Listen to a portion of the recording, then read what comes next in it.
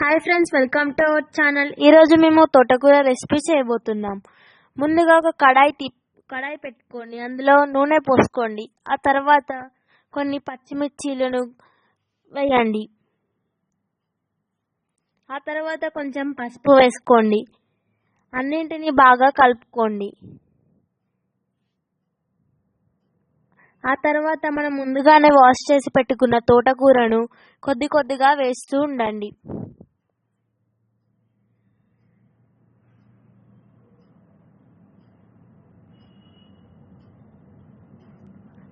ఆ తర్వాత అన్నింటినీ ఒకసారి కలుపుకోండి.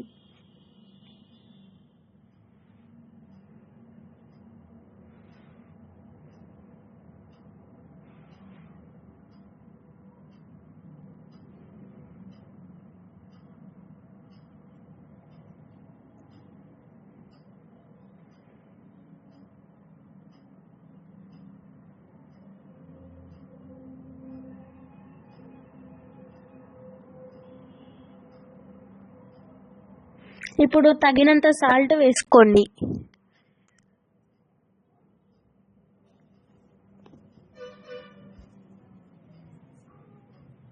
ఆ తర్వాత మూత పెట్టుకోండి.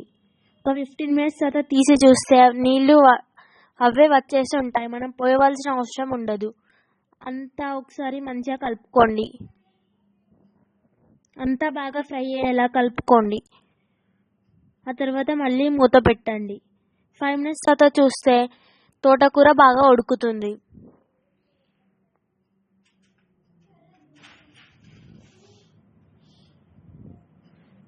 ఇప్పుడు తోటకూర ఉడికిపోయింది. తోటకూర 5 మినిట్స్ చల్లారినాక మనం తోటకూరను దంచుకోవాలి.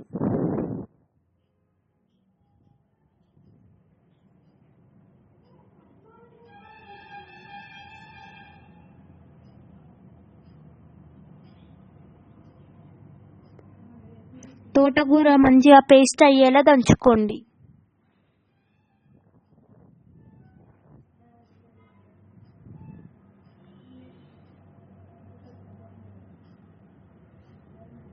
ఇప్పుడు మన ఎమ్మి తోటకూర రెసిపీ రెడీ అయిపోయింది.